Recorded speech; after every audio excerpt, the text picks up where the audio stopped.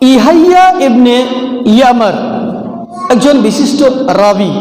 সহি মুসলিম হাদিস নম্বর 1 যখন পড়বেন, সহি মুসলিমের মধ্যে কিতাবুল ঈমান যখন খুলবেন, এই হাদিসের বাহ্যার্থটা বোঝার চেষ্টা করবেন যে ইয়াহইয়া ইবনে ইয়ামার তিনি বর্ণনা করছেন, তিনি রাবি, তিনি বর্ণনা করছেন যে ইরাকের মধ্যে একটা বাসরা বলে শহর রয়েছে।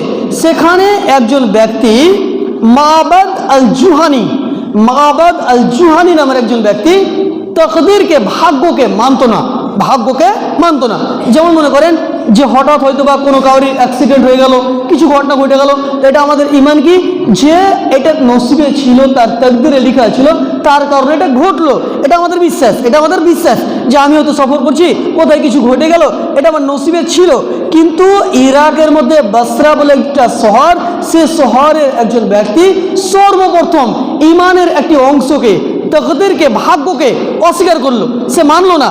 বলছে যে এইটা এরকমই হয়ে যায়, এটা আগে থেকে লিপিবদ্ধ থাকে নাই। সে যখন অস্বীকার করলো, তখন ইয়াহইয়া ইবনে ইয়ামার এবং হুমায়দ ইবনে আব্দুর রহমান, দুইজন বিশিষ্ট রাবি, তিনারা বলছেন যে আমরা যখন উমরা করতে যাব কিংবা হজে যাব, উমরা করতে কিংবা হজে যাব, তখন আমরা যখন হজে যাব, যদি নবী মুহাম্মদ সাল্লাল্লাহু আলাইহি সাল্লামের কোনো একজন সাহাবীর সঙ্গে সাক্ষাৎ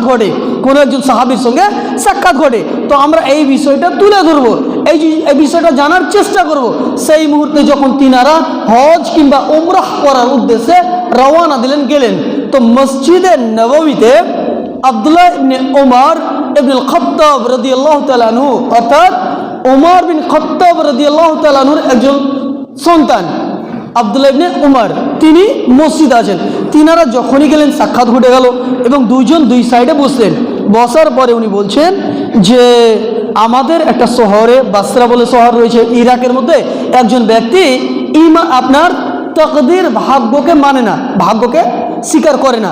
তখন উনি বলছেন, আব্দুল্লাহ ইবনে উমর রাদিয়াল্লাহু তাআলা আনহু তিনি বলছেন যে আমার আব্বার কাছে আমি শুনেছি, মানে উমর বিন খাত্তাব রাদিয়াল্লাহু তাআলা আনহুর কাছে শুনেছি, আমার আব্বা বলেছেন যে একদিন নবী মুহাম্মদ সাল্লাল্লাহু আলাইহি সাল্লামের কাছে কিছু সাহাবী আমরা বসেছিলাম, সেই মুহূর্তে একজন ব্যক্তি এলেন, সে ব্যক্তি আর ব্যক্তি নয়, বরঞ্চ জিবরাইল আলাইহিস সালাতু ওয়াস সালাম, একজন বিশিষ্ট ফেরেশতা। তিনি এলেন কেমন ভাবে? মানুষের রূপ ধরে, দেখতে খুবই চমৎকার, চুলগুলো কালো কালো, চেহারা সাদা ফটফটে। আল্লাহ রাসূল সাল্লাল্লাহু আলাইহি সাল্লামের কাছে এলেন, আসার পরে ঘুটনার সঙ্গে ঘুটনা মিলিয়ে বসলেন। বসার পরে উনি বলছেন, ইয়া রাসূলুল্লাহ সাল্লাল্লাহু আলাইহি সাল্লাম, ফাআখবিরনি আনিল ঈমান। আল্লাহ রাসূল গো, ঈমান কি? ঈমান কি? কে বলছেন? জিবরাইল আলাইহিস সালাতু ওয়াস সালাম নবী মুহাম্মদ সাল্লাল্লাহু আলাইহি সাল্লামকে জিজ্ঞাসা করছেন।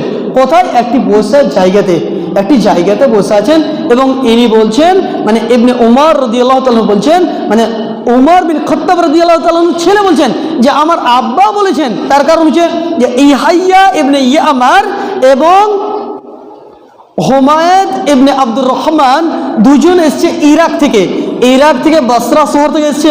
আসার পরে সৌদিতে হজ করা, উমরা করার জন্য এসছে। আসার পরে আব্দুল্লাহ ইবনে উমর, অর্থাৎ উমর রাদিয়াল্লাহু তাআলা ছেলের কাছে সাক্ষাৎ করছে। উনি বলছেন যে আমাদের শহরে একজন তাকবীরকে অস্বীকার করছে, মানতে চাই না।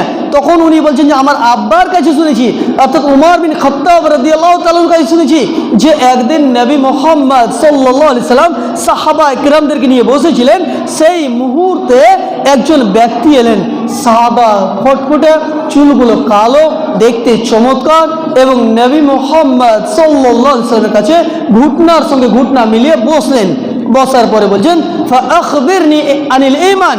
আল্লাহ রাসূল গো, ঈমান কি? ঈমান কি?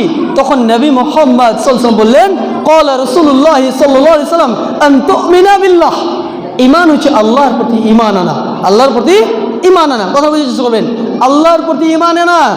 আল্লাহ রাসূল সাল্লাল্লাহু আলাইহি ওয়াসাল্লাম বলেন, আন তুমিনা বিল্লাহ ওয়া মালাইকাতিহি ওয়া কুতুবিহি ওয়া রাসূলিহি ওয়াল ইয়াউমিল আখির ওয়া তুমিনা বিল কদরি খাইরিহি ওয়া শাররিহি। এখানে কথা বুঝতে চেষ্টা করুন।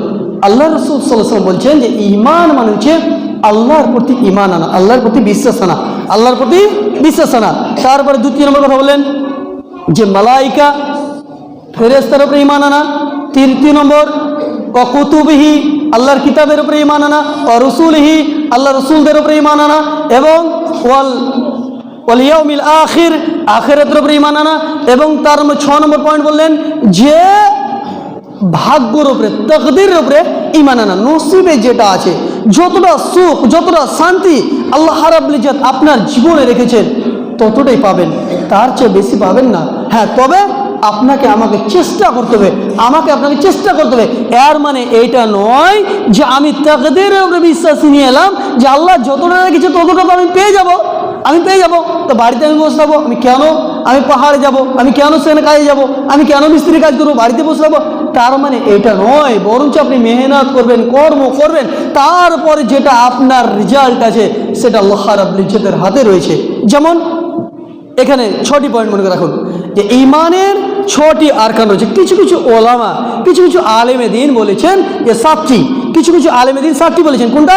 যে আমাদের মৃত্যুর পরে আমাদের একটা জীবন রয়েছে, আমাদেরকে জীবন দান করাবে, জীবিত করাবে, এটা একটা ঈমান। তো 7টি হয়ে গেল।